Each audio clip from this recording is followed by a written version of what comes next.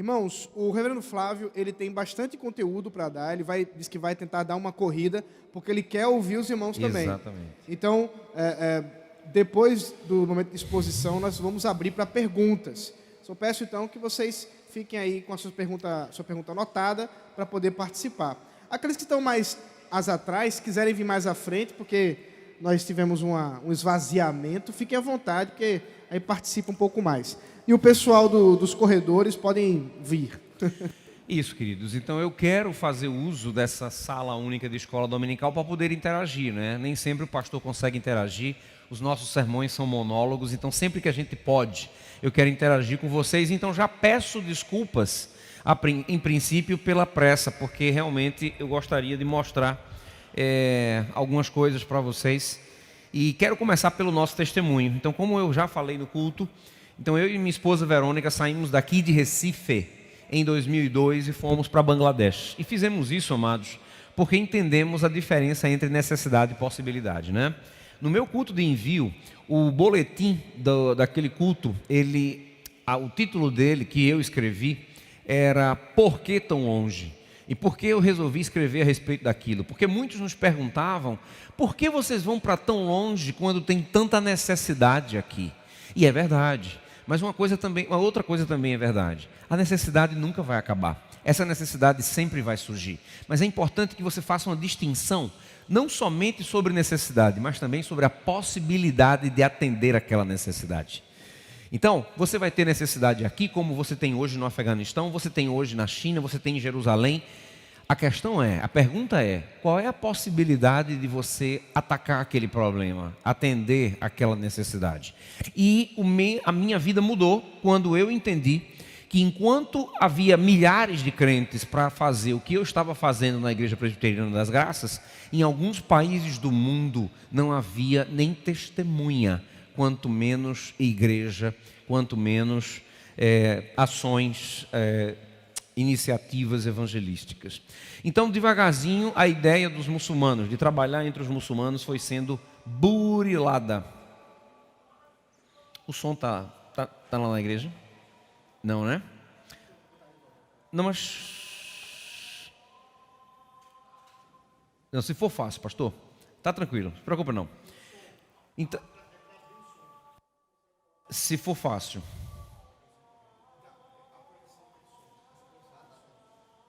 Tem? Então tá. Então deixa eu esperar para que vocês... Vamos lá. Quando estiver funcionando, você me fala. Então o que aconteceu?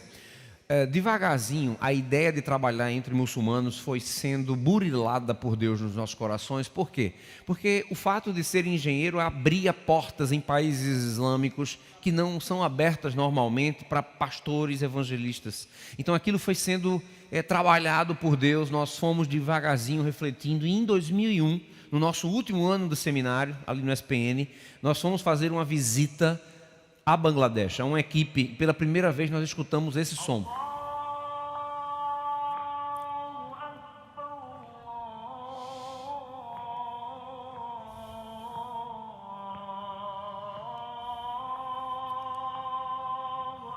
Gente, esse é o som da chamada para a oração. Todos os dias, 5 vezes por dia, em todas as mesquitas, em todos os países islâmicos do mundo, você vai ouvir esse som. Nunca tínhamos escutado, porque aqui na região metropolitana ainda não temos sequer uma mesquita, não é?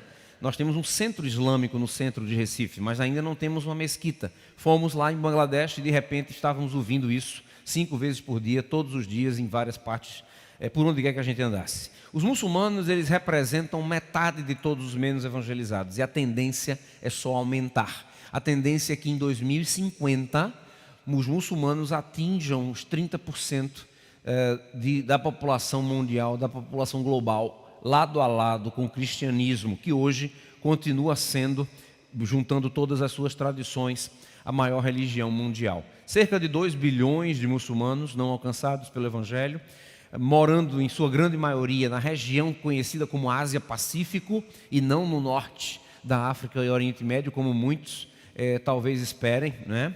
E ali fomos convidados para trabalhar, para ministrar entre bengalis muçulmanos. Os bengalis muçulmanos não são uma etnia qualquer. Nós estamos falando do terceiro grupo étnico mais populoso do mundo.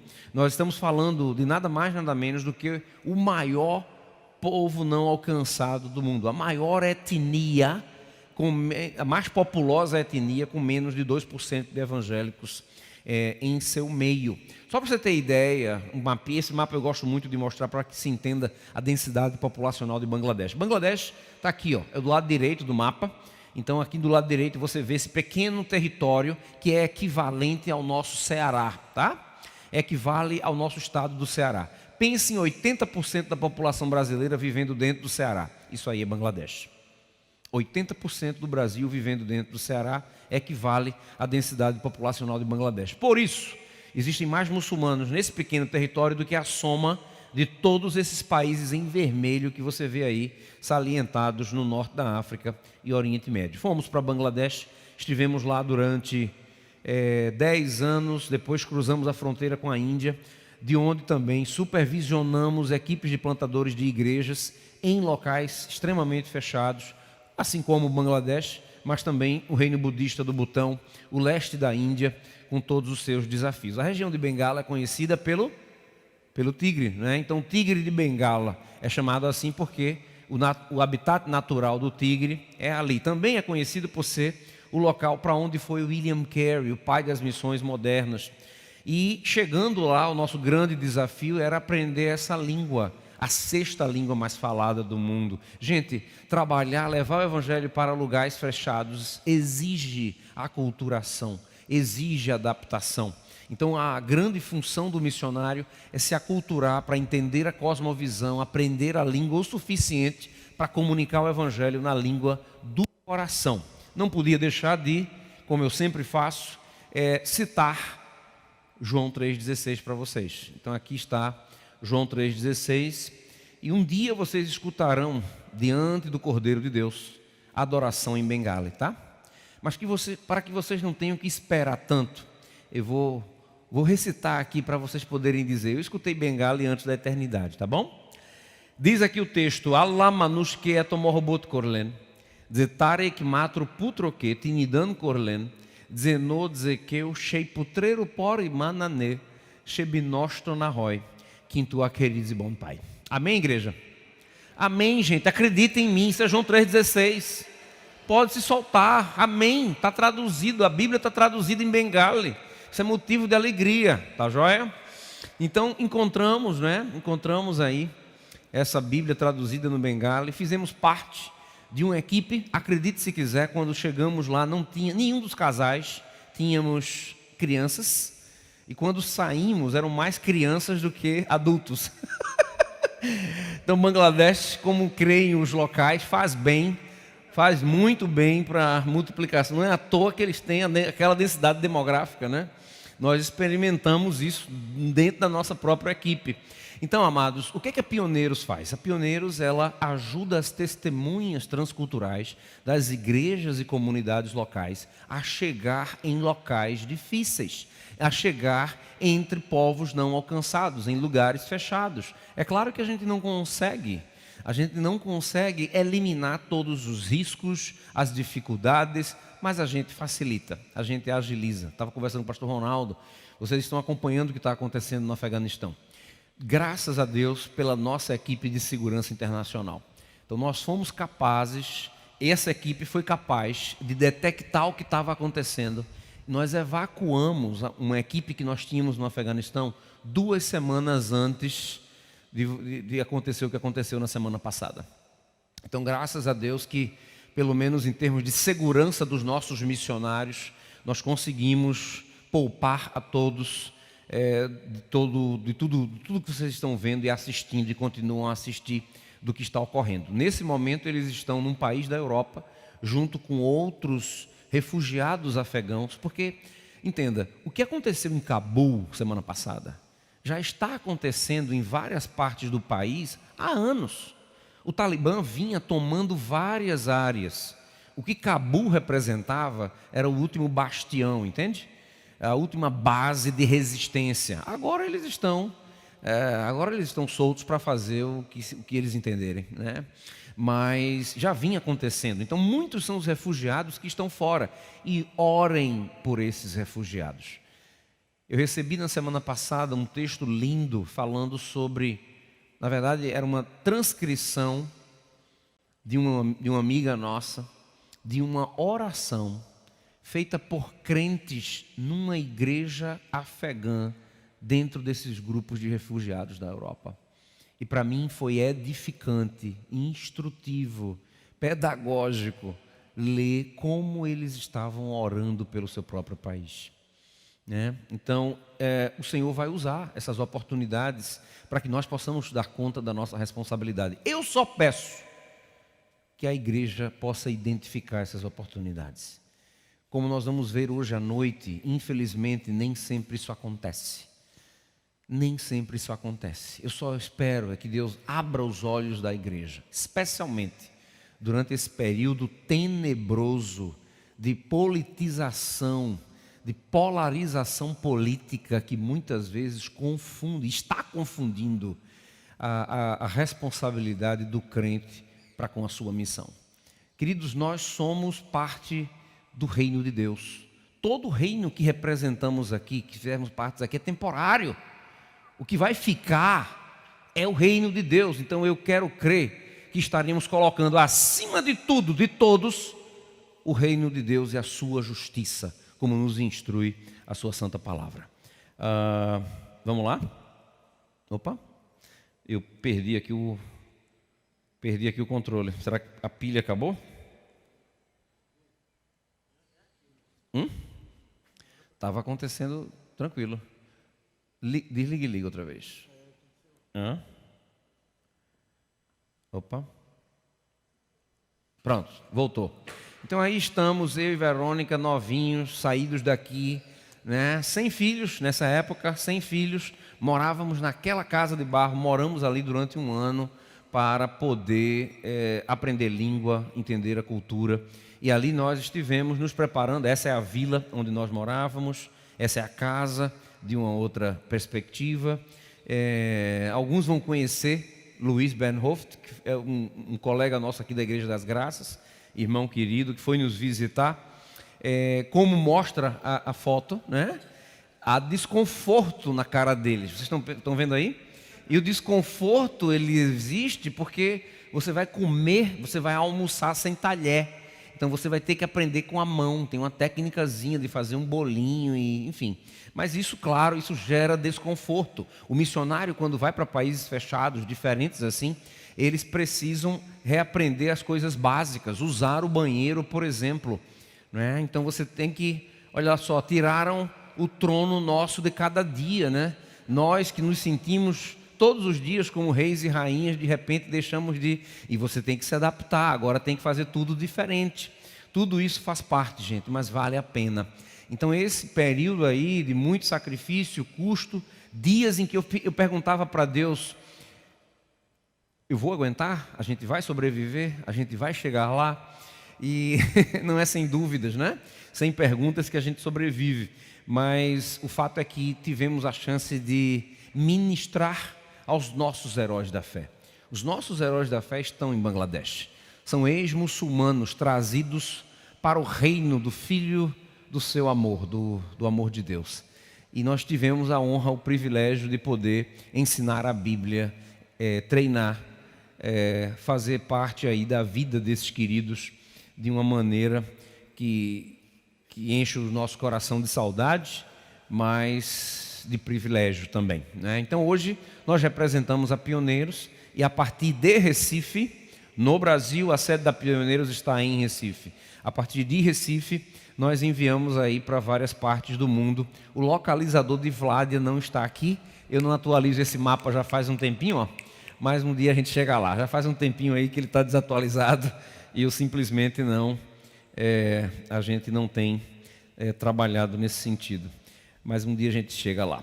Vou falar, ou melhor, falamos hoje de manhã, né, sobre Atos 1:8, lembrando o direcionamento. Não temos que reinventar a roda, não temos que reinventar a roda. Esse é o mandato está claro, e a grande pergunta é o que é que nós devemos fazer para poder dar continuidade a essa tarefa que hoje está inacabada. Deixa eu compartilhar com vocês um versículo que tem sido bênção na minha vida nos últimos anos.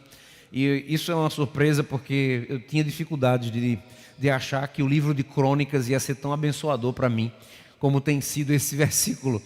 1 Crônicas 12:32 diz que dos filhos de Issacar, conhecedores da época, para saberem o que Israel devia fazer, 200 chefes e todos os seus irmãos sob suas ordens. Deixa eu falar do contexto aqui desse texto. Um exército está sendo mobilizado para ir à guerra com Davi.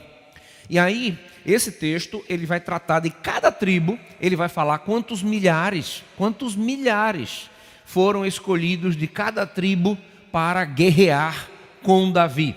Quando chega na tribo de Issacar, o tom muda. Primeiro, não são mais milhares, são algumas centenas. Segundo, não é citada mais a força, mas a sabedoria. Na guerra, nós não só precisamos de força, precisamos também de sabedoria, de estratégia. Da mesma forma, para realizar a nossa tarefa como igreja, não basta somente ter força, ter alcance, ter recurso, ter números. Nós precisamos de sabedoria. Então eu oro para que tenhamos também em nosso meio, como igreja global, como igreja brasileira, como igreja em Casa Caiada, alguns de nós, como aqueles da tribo de Issacar, que conhecem, não só conhecem os tempos, mas em função desse conhecimento, sabem como Israel deve proceder. Como Israel, como o povo de Deus pode estar agindo para cumprir com a tarefa. Aqui nós temos um mapinha, gente, que vai mostrar. O mundo em azul é o mundo cristão, tá? Quanto mais escuro o azul, maior o índice de cristãos. Claro, aqui a gente está falando de todas as tradições, não é somente de evangélicos, não, ok? Mas nos ajuda a entender, por exemplo, o mundo islâmico está em verde, o mundo budista em amarelo, o mundo hindu em laranja, ok? Esse é o mundo que ainda nos resta alcançar em termos globais. Claro que no meio do mundo azul, como é o caso do Brasil, que tem 8 minorias não alcançadas, entre elas, e aí vem o meu elogio aqui para vocês, entre elas os surdos mudos. Então não é todo dia que a gente encontra uma igreja que tem um ministério como esse. Então louva a Deus por isso. Os surdos mudos estão entre as 8 minorias não alcançadas dentro do Brasil, né?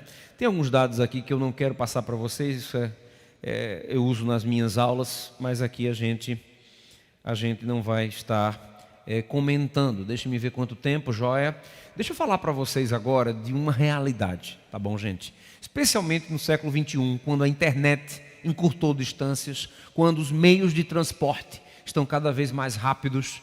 Então, só para vocês terem ideia, William Carey, ele saiu da Inglaterra, saiu de Londres para Calcutá, a cidade onde nós moramos, no final do século XVIII. Ele saiu num navio levando 5 meses e poucos dias para chegar até o seu destino. Eu saio hoje do Brasil, ou seja, mais longe ainda, e a gente leva 36 horas, 35 para fazer o mesmo percurso. Então hoje as distâncias geográficas, elas estão facilitadas. Mas a gente não pode esquecer que sempre, mesmo quando as distâncias geográficas eram muito mais desafiadoras, para o Evangelho, as barreiras culturais, elas sempre são maiores do que as geográficas. Então essa frase de Ralph Winter, ela ilustra esse tema. A única modificação que eu faria é que não são só as últimas. Isso é verdade, hoje mas sempre foi assim também. Mesmo quando as geográficas eram desafiadoras. Atos 15 é uma prova disso. Então as barreiras para o avanço do Evangelho, as maiores barreiras são culturais. Tá? E por que é importante nós sabermos disso? Bem, vamos dar uma olhada. Bem, Atos 15, eu vou estar mencionando isso no culto de hoje à noite, mas eu quero trabalhar com vocês essa definição de tipos de evangelismo, ok? Tipos de evangelismo. Imaginem uma igreja existente dentro de uma própria cultura, cultura A. E aí vamos lembrar de Atos 1:8, que eu tenho certeza todos vocês lembram daquele direcionamento, né? O Senhor Jesus nos pedindo, ou melhor, ordenando os seus discípulos para serem testemunhas desde Jerusalém até os confins da terra. Então, imagine uma cultura A, uma igreja dentro de uma cultura A, que aqui vai estar em verde, tá bom? O Senhor Jesus, ele conclama assim os seus discípulos a alcançar aquela cultura. Seria o que é em Atos 1:8, Jerusalém. Os apóstolos estavam lá em Jerusalém, o Senhor Jesus instrui que eles preguem em Jerusalém, sejam suas testemunhas em Jerusalém. Mas ele não fica só em Jerusalém, só no local. Ele vai também para uma outra cultura, a gente vai chamar de cultura B. A cultura B, ela é próxima, é parecida, tem pontos em comum, ok? Mas ela não é igual à cultura A. Em Atos 1:8, a gente pode lembrar, por exemplo, de Samaria. Tem muita coisa em comum. Samaria e a cultura samaritana tinha muitas coisas em comum com a cultura judaica, mas não era a mesma cultura. O Senhor Jesus, ele nos instruiu os seus discípulos para chegar até a cultura B, né? Para falar ou serem suas testemunhas até a cultura B. Por fim, a gente pode estar falando de qualquer outra cultura afastada, diferente, mas que também o Senhor Jesus instrui os seus discípulos a chegar até lá, ok? No caso de Atos 1:8 seria os confins da terra. Está seguindo o raciocínio? Por que é que isso é importante? Ralph Winter, ele faz a distinção de 3 tipos de evangelho. Que é o evangelho feito dentro da própria cultura da igreja. 2, que é o evangelho realizado em culturas próximas à da igreja. E o 3, que é o evangelismo feito até os confins da terra, em culturas totalmente distintas daquela da igreja. Parece uma coisa simples, parece uma coisa óbvia, mas perceba por que é importante a gente falar sobre isso. Tá joia? E agora eu vou perguntar para vocês: qual é o evangelismo mais fácil, gente, desses 3? Oi?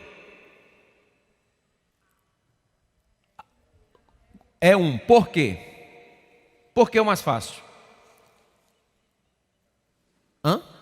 Eu não consigo escutar. Pela facilidade, claro, é óbvio, não tem pegadinha aqui não, gente. É fácil porque a igreja foi formada dentro daquela cultura, já tem a própria cosmovisão, sabe, ou deveria saber pelo menos como pensa o perdido dentro da sua própria cultura. Então a igreja está pronta para evangelizar, ela fala a mesma língua, tem a cosmovisão, tem como entender qual é a melhor estratégia, está pronta para ser usada por Deus ali dentro da própria cultura. Agora, tem como começar a rodar com o microfone? Eu gostaria, meu irmão, porque eu vou fazer uma outra pergunta agora, que não é tão simples como a primeira. Oi? Se alguém quiser responder, tem um desses 3 que é imprescindível. O que eu quero dizer por imprescindível? Tem um desses 3 sem o qual os outros não existiriam. Todos os outros vieram desse tipo de de evangelismo. Qual deles é imprescindível e por quê? Alguém quer responder? Essa não é tão óbvia. Mas se alguém quiser se arriscar, de qual tipo dependem todos os outros tipos? Olha lá, ali tem alguém. Vamos lá. Corajoso.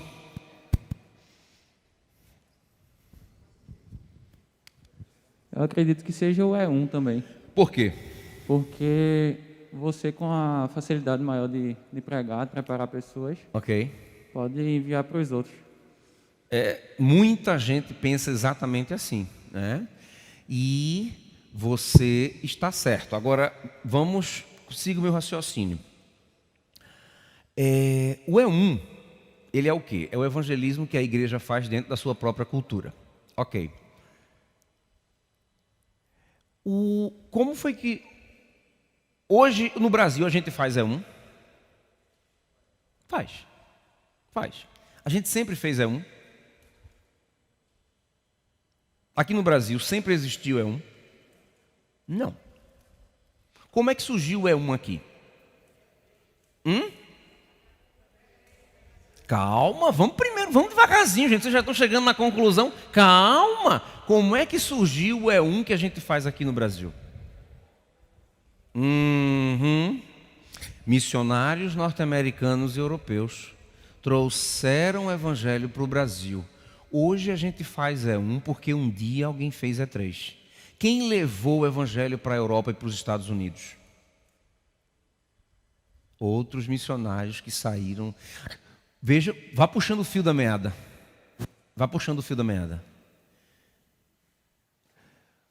O E1 não existe sem E3. E2 não existe sem E3. Para que E1 e E2 existam, E3 um dia teve que acontecer. Calvino dizia que o evangelho ele não cai do céu como a chuva. Ele precisa ser levado por pessoas, mensageiros. O que é que isso quer dizer? Por que isso é importante a gente entender? Então, enquanto E1 não estiver presente, em primeiro lugar, o nosso objetivo é um. O nosso objetivo, ao proclamar o Evangelho do Senhor Jesus, é ver E1 em todas as nações. Uma igreja forte, sólida, plantada, autossustentável, propagável, governável em todas as etnias. Mas enquanto isso não for verdade, e hoje não é verdade, nós não podemos abrir mão do E3. Nós precisamos do E3 para acabar a tarefa, para concluir a tarefa. A pergunta é: quantas igrejas que vocês conhecem estão hoje investindo no E3? Percebem aqui? Nós não vamos cumprir a grande comissão sem investir no E3. Nós estamos sendo, no mínimo, negligentes, se não desobedientes, quando a gente não está percebendo o foco, o propósito global de Deus, sobre o qual vamos falar hoje à noite, e o nosso papel como seus embaixadores no desenvolvimento desse propósito. Nós não vamos ver as nações alcançadas enquanto estivermos somente fazendo E1 e olhe lá. Percebem aqui? Precisamos do E3. Não podemos abrir mão do E3. E assim sendo, eu espero que a gente possa entender essa verdade. 3,20 bilhões, de pessoas no mundo sem acesso ao Evangelho. 1 em cada 4 pessoas nunca ouviu falar do Senhor Jesus. Muitos vão dizer: mas é tudo muito difícil. Lugares fechados. Não é à toa que eles ainda estão não alcançados, Mas, gente, as barreiras não podem nos impedir de cumprir a grande comissão. Barreiras são feitas para serem vencidas. Quanto maior a barreira, maior deve ser a nossa intencionalidade, a nossa energia, custo e criatividade para cruzar, para vencer a mesma. Cristo merece isso. A nossa completa e total dedicação à sua agenda, aos seus propósitos. Cristo merece isso de nós. João 4, 1, 42. Que tipos de evangelho? Gente, isso é o encontro de Jesus com a mulher samaritana. O microfone está aí, né, Joé? Que tipos daquele encontro, aquela história, quais são os tipos de evangelismo que a gente vê ali?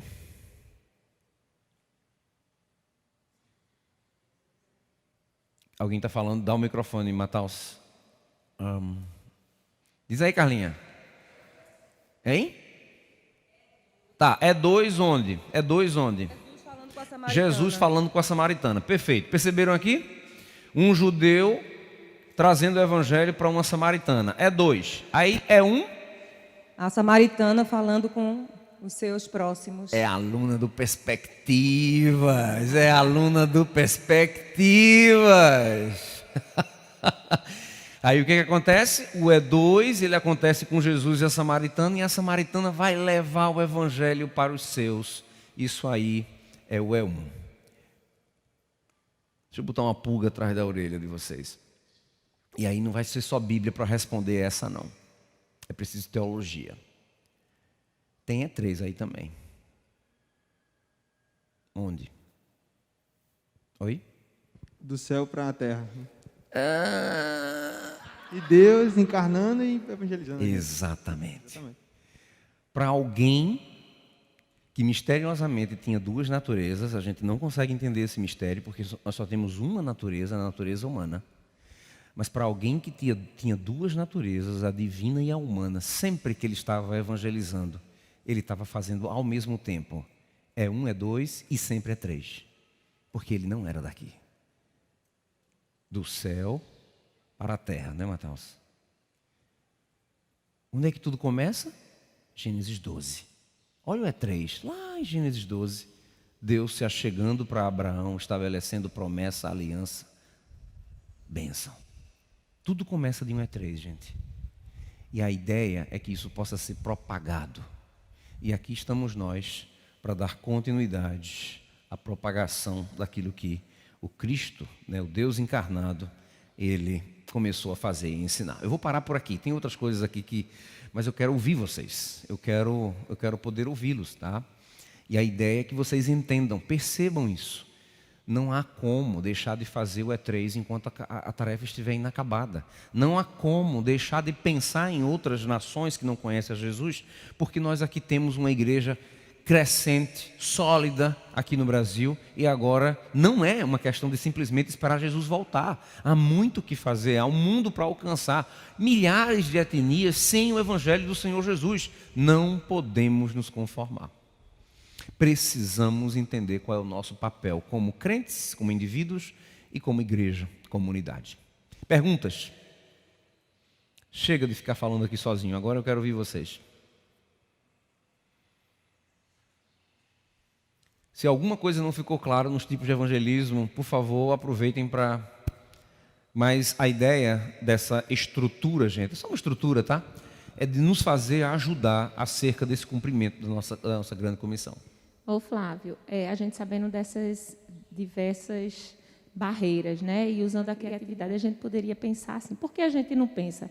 Hoje, a internet, os meios virtuais, eles chegam em qualquer vilazinha, a gente sabe disso. Por que a gente ainda precisa de missionário lá no local, se a gente consegue levar o evangelho através de mídia, de filmes? E aí? Isso.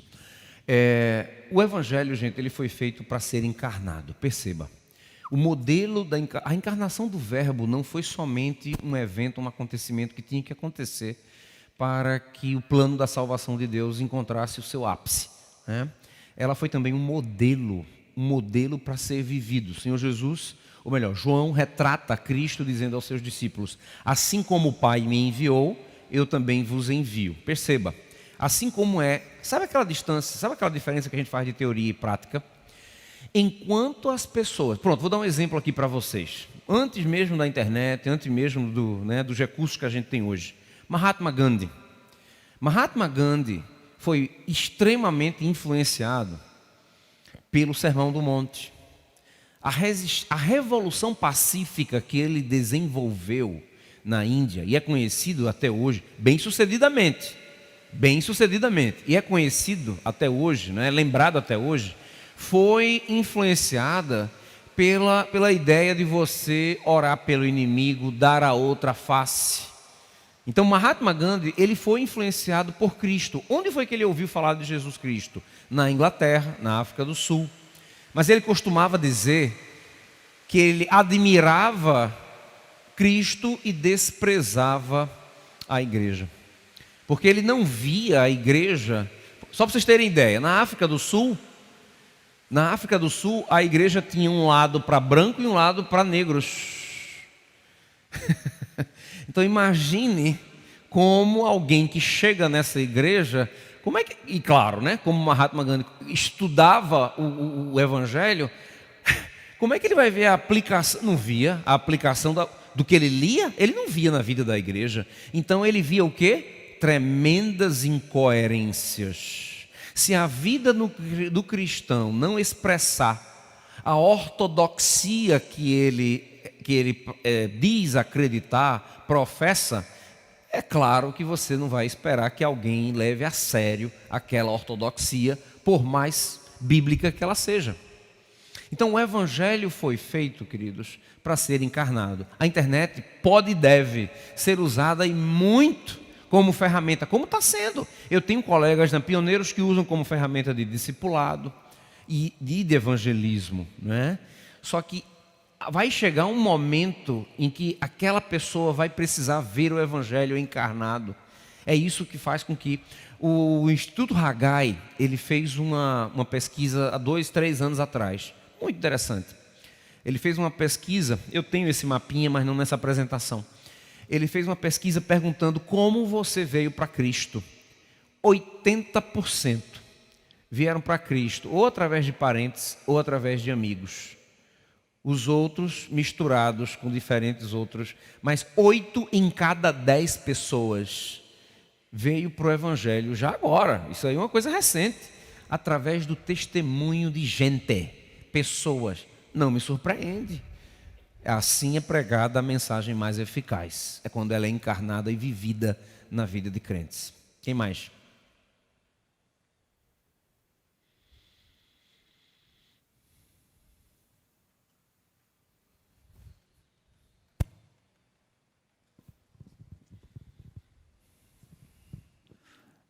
Qual é a maior dificuldade que um missionário tem, ou a sua própria experiência também, assim, de abandonar sua profissão, sua zona de conforto?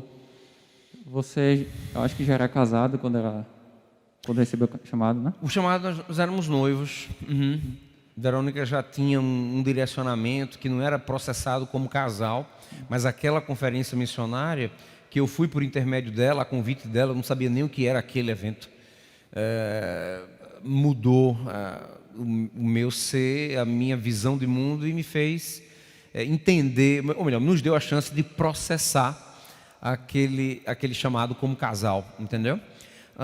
Tem várias coisinhas que eu posso te explicar, por exemplo, coisas que a gente não esquece. O carro que a gente tinha quando casamos, né? Pô, casal recém-casado, tudo, né? Os bens que a gente tem, isso, aquilo, é claro que tem, né?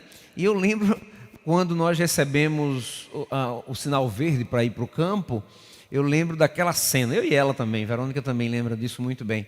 A gente recebeu o dinheiro do comprador, e aí aquela cena de ver aquele homem estranho entrando no nosso carrinho e levando o nosso carro embora da garagem, foi muito estranho, é muito esquisito. Muito, sabe? Então tem aquelas coisinhas que você diz, pô, que a ficha não caiu, entendeu? No dia que eu tive que pedir demissão, eu estava me preparando desde 96. 5 anos depois já era para eu estar, né, pronto para fazer.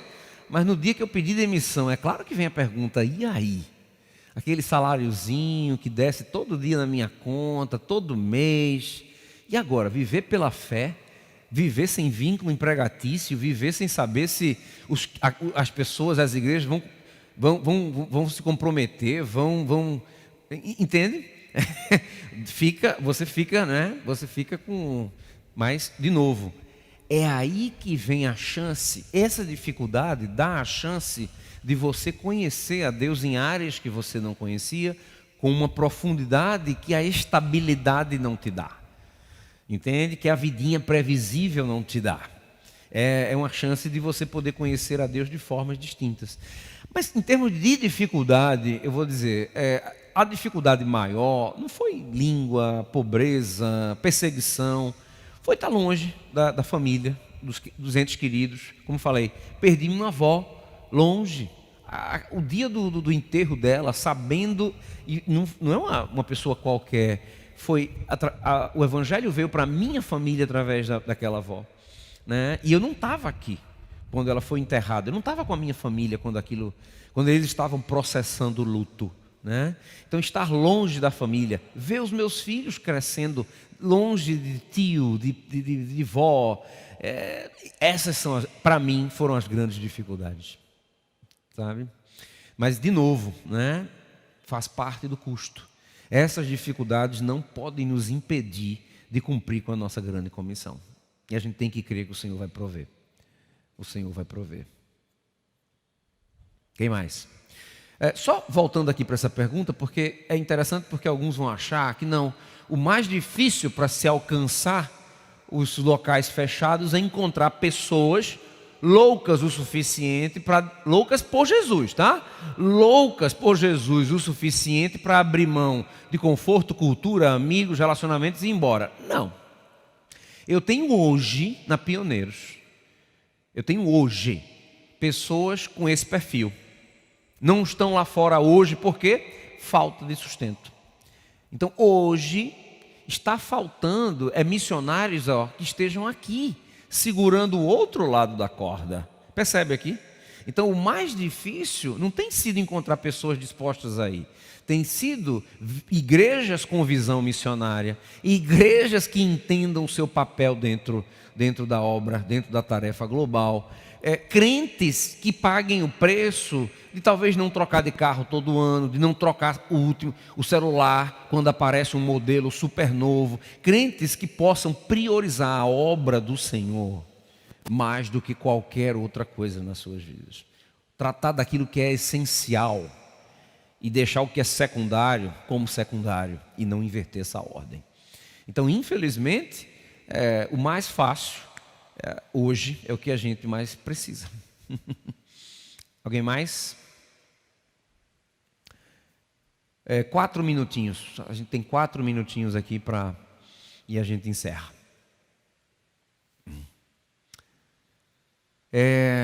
Eu fico muito contente com a chance que o ministério de Vládia vai dar a essa igreja, está dando a essa igreja, de se envolver, se não completamente com os confins da terra, mas sai daqui da sua Jerusalém, vai até Samaria, entende? Começa a entender o que a gente tem tão perto, mas que ainda está tão carente do Evangelho. E eu quero crer que essa interação, gente, e eu tenho certeza, já conversei com Vládia e sonho junto com ela sobre o envolvimento da igreja com uma comunidade como aquela lá em Palmeiras dos Índios. E a gente não sabe o que mais isso possa acontecer. Você vai poder ver que o seu dom, ele pode ser útil dentro do reino, dentro da missão de Deus. Você não precisa de um seminário, você não precisa de um curso teológico, não, a menos que você queira ser pastor, seguir uma vocação pastoral, mas o seu dom, ok? As suas habilidades, elas podem ser úteis de alguma forma. A gente sonha em ver Vládia cortando o cabelo das indígenas lá, porque a gente sabe que isso é uma maneira não só de abençoar, mas de gerar relacionamentos através dos quais ela pode usar para a honra e glória do Senhor Jesus. Mas isso é verdade não só com os dons de Vládia, isso é verdade com os seus dons também. Então a pergunta é: como você pode colocar os seus dons, talentos, recursos aos pés do Senhor Jesus Cristo, dedicando a Ele tudo o que você tem, para que Ele possa usar aquilo para a sua própria honra e glória? Essa tem que ser a nossa pergunta, se não diária, mas regular, frequente. Você ia fazer outra pergunta? É a questão dos filhos, quando nascem no campo. As maiores dificuldades assim para a educação. E quando você volta para o seu país natal, né? Para a sua cidade natal. Eu penso muito na frente. Então, eu lembro da nossa primeira viagem de pesquisa. Eu pensava muito nessa história. Como é que eu vou? Bem, eu pensava muito em levar minha esposa para o mundo muçulmano. Depois disso, como é que eu vou criar filho em mundo muçulmano? Como é que é isso? E eu lembro que nós, a caminho da primeira viagem de pesquisa a Bangladesh, nós paramos na Tailândia para uma conferência. Meu Deus do céu, quando eu vi a quantidade de menino, de filho de missionário ali, eu digo, não, então não é possível. Então eu lembro de Deus tocando o meu coração, mostrando que era possível, né? E tem as suas dificuldades, tem as suas, né? Mas tem muitas vantagens também. Então, Flavinho hoje fala inglês, ele tem um cérebro preparado para aprender outras línguas, porque ele nasceu aqui, assim como Vitória também, mas foram para lá com 3, 4 meses, né? Então, eles cresceram no campo. Flavinho, ele aprendeu história, ele tem a oportunidade de aprender história, tinha a oportunidade de aprender história visitando. Cada vez que a gente ia para Bangladesh, a gente tinha que parar na Europa, na África do Sul, a gente tinha que parar em algum lugar. Então, ele tem vantagens que eu não tive quando eu era criança, muitas crianças hoje não têm. E isso dá uma visão de mundo para ele e amplia. E eu acho ótimo, porque esse é o tipo de visão que a gente precisa, por exemplo, quando o mundo está indo nessa loucura da dicotomia, polarização, não é? Isso é muito importante, ter essa visão de mundo, de diferentes culturas, etnias, diversidade. É muito importante quando uma onda de visão monocromática da realidade está tomando conta da sociedade ocidental. Então, ajuda a não ver somente preto ou branco. Tem vários tons de cinza entre o preto e branco. E isso é importante para você viver, né? Quanto mais ministrar, trabalhar e por aí vai. Outra pergunta ali.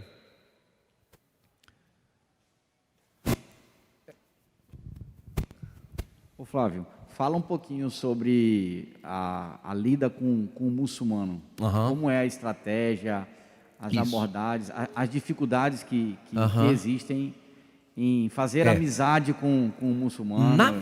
Isso, vamos lá. A amizade tem toda uma dificuldade. Por quê? Porque você já chega com todo tipo de preconceito que o muçulmano tem do cristão. Então, ele olha para o cristão e acha que nós somos idólatras por causa dos santos, trindade e toda a tradição católica grego-ortodoxa. Ele acha que nós somos promíscuos porque eles olham, assistem os filmes de Hollywood. E tudo que vem do Ocidente, para eles, é cristão. Então, eles pegam todos os filmes de Hollywood, é tudo cristão. Então, eles olham para as relações promíscuas, sexo fora do casamento. Então, tudo aquilo para eles acham que os cristãos também fazem, né? Eles olham para os cristãos como alcoólatras, porque eles veem, e isso acontece nos Estados Unidos, na Inglaterra, no Natal a turma enche a cara. E os muçulmanos veem isso e acham que todo cristão faz. Então, você tem uma enorme barreira que você tem que, da base da talha, ir demolindo para poder se relacionar. Demora, leva tempo. Daí a importância da aculturação. Para a evangelização, por incrível que pareça, é mais fácil do que aqui. Por quê? Porque é muito natural. A religião, ela está no DNA islâmico. Então, uma das perguntas que você vai numa loja comprar alguma coisa, eles fazem: que religião você é? Que profeta você segue? E aí você tem a chance de evangelizar com a maior facilidade. Na nossa equipe, e esse é o método que eu advogo até hoje, e a gente tenta treinar os nossos missionários para fazer a mesma coisa. Desde o começo, nós fomos treinados, e hoje eu treino pessoas a usarem o Alcorão para evangelizar. Então, existem trechos do Alcorão que são extremamente como é que eu vou dizer? São ótimas pontes para você levar muçulmanos para Cristo e para a Bíblia. Tá? Então, por exemplo, existe um texto que diz que nenhum muçulmano vai ter base, um texto do Alcorão, nenhum muçulmano vai ter base na sua fé enquanto enquanto não dominar os livros antigos. Quais são os livros antigos? Torá, Zobur e Inzil. O que é isso? O Torá, que é o nosso Pentateuco, o Zobur, que são os nossos livros poéticos, e o Inzil é todo o nosso Novo Testamento, somente. Então, é muito fácil você perguntar: você conhece os livros antigos? Sabe? E mostrando o versículo. E convidar para estudar. E a pessoa vai dizer que claro que não conhece, né? E levar aqueles que quiserem para sua casa para estudar os livros antigos, entendeu? E aí Bíblia neles, entendeu? Claro, né, gente? Isso a gente sabe que a salvação não vem pela lógica. Entenda, nós somos conclamados para sermos testemunhas, não convencedores, né? Quem convence é o Espírito Santo de Deus. Mas só para te dar uma ideia do que a gente fazia, de como a gente navegava nessa questão, né? Então, depois que você estabelece a relação, é muito fácil. Pelo menos apresentar o Evangelho.